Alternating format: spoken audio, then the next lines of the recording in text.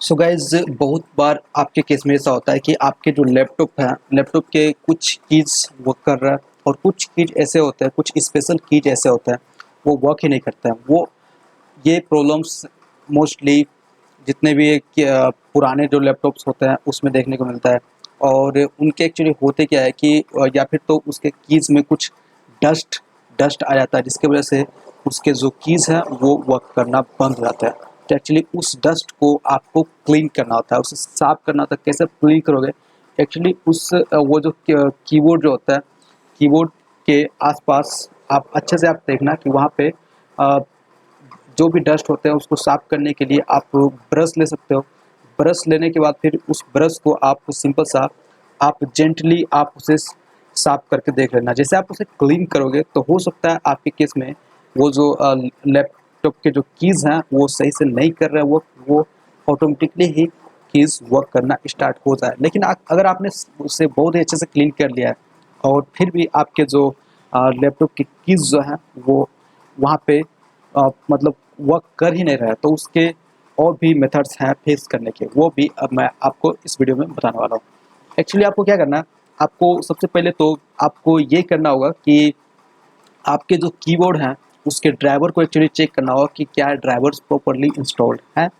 अगर आपके driver properly install नहीं है तो फिर आपके कीबोर्ड के स्पेशल मतलब जो भी कंपनी के आप लैपटॉप यूज़ कर रहे हो या फिर पीसी यूज़ कर रहे हो उसके स्पेशल ड्राइवर्स जो हैं वो उसके वेबसाइट्स पे आपको देखने को मिल जाएंगे। आप उसे सिंपल सा डाउनलोड करना अपने सिस्टम में और उसे सिंपल सा इंस्टॉल कर लेना। और हो सकता है आपके केस में वो प्रॉब्लम्स जो है वो फिक्स हो जाए। लेकिन फिर भी अगर आपके लैपटॉप के साथ ये प्रॉब्लम्स है कि कुछ चीज़ अभी भी वर्क नहीं कर रहा है, तो आप क्या करना, उस केस में आप अपने लैपटॉप को एक एक्सटर्नल कीबोर्ड से कनेक्ट करना। External keyboard means what? जैसे कि ये जो कीबोर्ड आप देख रहे हो ये एक्सटर्नल कीबोर्ड है, ये एक्सटर्नल कीबोर्ड है और इसे एक्चुअली मैं कनेक्ट करूँगा अपने सिस्टम के साथ।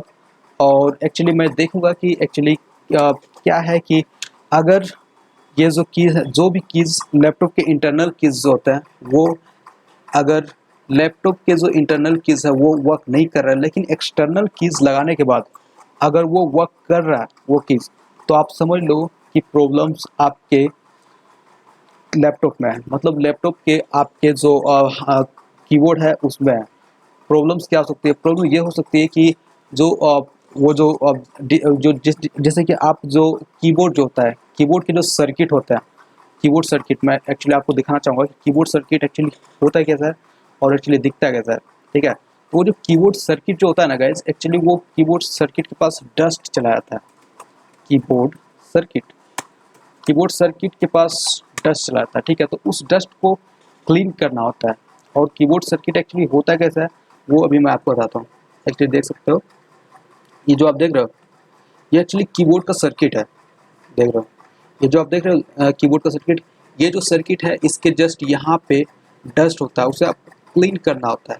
और उसे आप क्लीन करके उसे प्रॉपर उसे फिर से लगाओगे तो आपके जो कीबोर्ड जो है वो वर्क करना स्टार्ट हो जाएगी आपके इंटरनल कीबोर्ड के।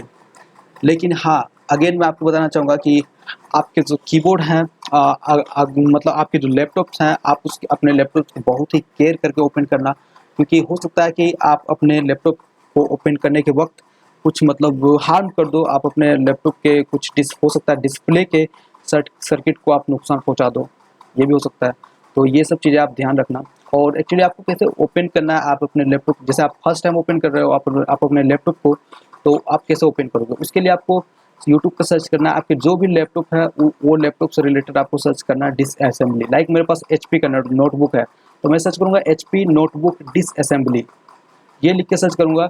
बहुत सारे लोगों ने यूट्यूब वीडियोस बना रखे होंगे और उस वीडियोस को आप देख के एक्चुअली सीख लेना कि कैसे आपके लैपटॉप को ओपन करना है। उसके फिर ओपन करने के बाद फिर वो जो होता है सर्किट, जैसे एक्चुअली मैंने आपको दिखाया, ये जो आप सर्किट देख रहे हो ये सर्किट को एक्चुअली आपको साफ करना होता है। जैसे आप इसे क्लीन कर लोगे अच्छे से, जैसे आप क्लीन कर लेते हो, जैसे ये सर्किट है, जैसे आप क्लीन कर लोगे तो आपके ये जो प्रॉब्लम्स हैं इंटरनल कीबोर्ड वाले जो प्रॉब्लम्स हैं ये ऑटोमेटिकली ही फिक्स हो जाने वाला है। और यही चीज़ें हैं जो कि आप ट्राई कर सकते हो। और फिर भी अगर नहीं होता है तो आपके इंटरनल कीबोर्ड जो है उसको पूरी तरह से रिप्लेस कराना होगा, ठीक है? अगर नहीं होता तो पूरी तरह से रिप्लेस कराना होगा। अगर आप मैं एचपी के कीबोर्ड की बात करूँ तो एचपी के कीबोर्ड मतलब अगर आप स्पेशल मार्केट में जाते हो जहाँ पे कि बहुत सारे मतलब अ, अच्छे लोग हैं, मतलब अच्छी वहाँ पे दुकानें हैं, अच्छी शॉप्स वगैरह हैं जहाँ पे कि मतलब कि अच्छे लोग मिलेंगे आपको कि मतलब लैपटॉप वगैरह रिपेयर कर सकते हो। ऐसे लोग अगर आपके आसपास हैं तो उसके रेट अगर मैं मार्केट की बात करूँ तो 500 रुपये से स्टार्ट होता है। 500 रुपये, 600 रुपये, मतलब 700-800 रुपये, 1000 रुपये तक इसका प्राइस होता है। ठीक है, वो लैपटॉप टू लैपटॉप डिपेंड करता है। और आप जाके सिंपल सा उसके पूरे किट को ही चेंज कराना। वो किट होता है ना, एक्चुअली क्या है कि किट मतलब इंटरनल किट जो होता है वो बहुत सारे लैपटॉप टू लैपटॉप डिपेंड करता है, वेरी करता है। तो वो चीज़ें आप ट्राई कर सकते हो। तो आई होप ये इन्फॉर्मेशन आपको अच्छी लगी होंगी। ये इन्फॉर्मेशन आपको अगर अच्छी लगी होगी तो वीडियोस को लाइक करना, चैनल पर नए पहली बार विजिट कर रहे हो तो फिर सब्सक्राइब भी करना।